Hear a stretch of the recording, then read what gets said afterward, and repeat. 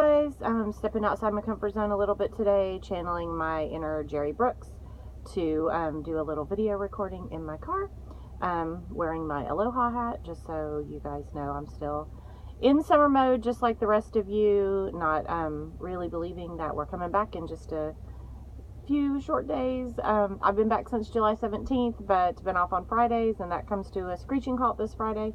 But I am excited to see all of you guys and to get to interact with you and hear how your summer was and hear about your families. So that's exciting. I can't wait to see you. But I want to talk a little bit today about, first of all, video recording.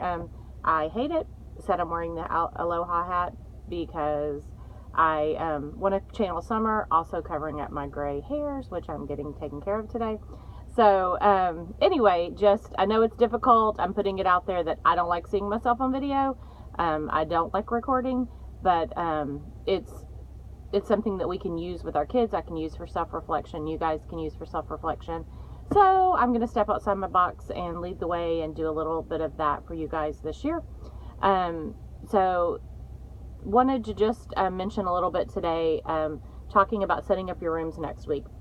We sent out some parameters in your back to school s'more that we sent out last week, just kind of spelling out some things we wanted as far as setup and some do's and don'ts with that. Hopefully 100% of you read that and we're on board with those. We want to work on personalized seating and those kind of things, but we're going to be mindful of what we bring in. I had this conversation with kindergarten last year. Really want it to be things that are cleanable, things that are really sustainable in a classroom, and that don't just clutter up things that we have going on. So if you're wanting to bring in some flexible seating, then if you could please talk with your APs, and they will kind of talk to you about what the parameters are for personalized seating that you're bringing in. We're also going to work to try to purchase some personalized seating, some yoga balls, some wobble stools, things like that, as money becomes available. So we will kind of work on that throughout the year as well.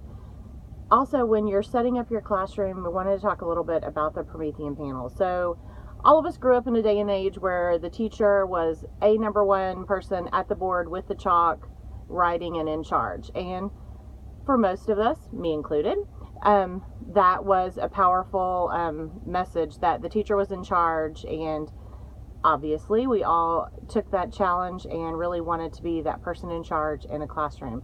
And the world is changing, and our thoughts on kids and learning, and really kids are changing, and the world is much more personalized. If you think about it, your kids never have to share a TV show with anybody. They never have to share music with anybody. And the music they listen to is personalized. The TV that they watch is personalized. And just the things that they do in general are more based on their thoughts or their likes or dislikes. Now, don't get me wrong. I know there's a place where we have to compromise. We have to come together. We have to listen to an authority figure.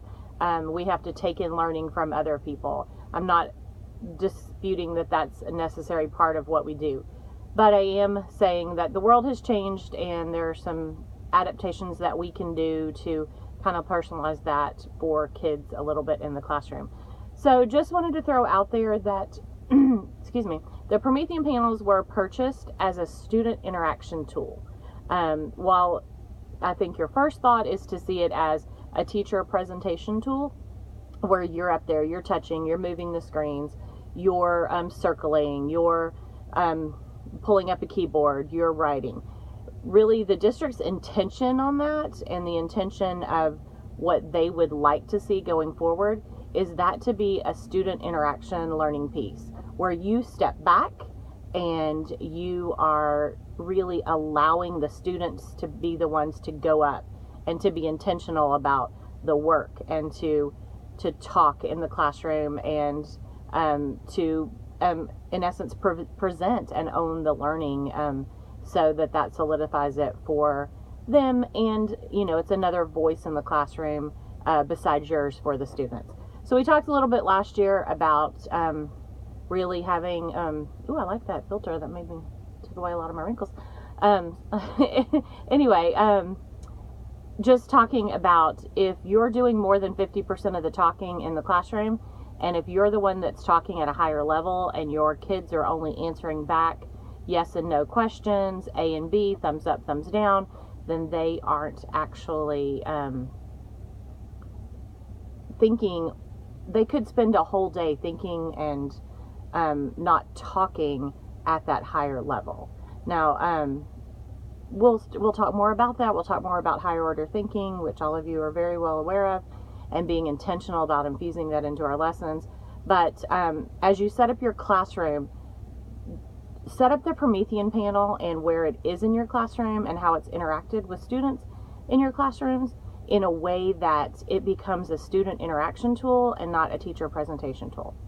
So anyway, that's my first video. I probably won't ever go back and watch this because it will, I'll have too many things to say about the way I look or all those silly, crazy things, but just wanted to get some things out to you as a flipped kind of lesson, talk, thoughts and musings from myself about the room setup next week, and wanted to have that to you guys before you get started. Anyway, aloha, signing off. Enjoy your last few days of summer. Can't wait to see you back next week.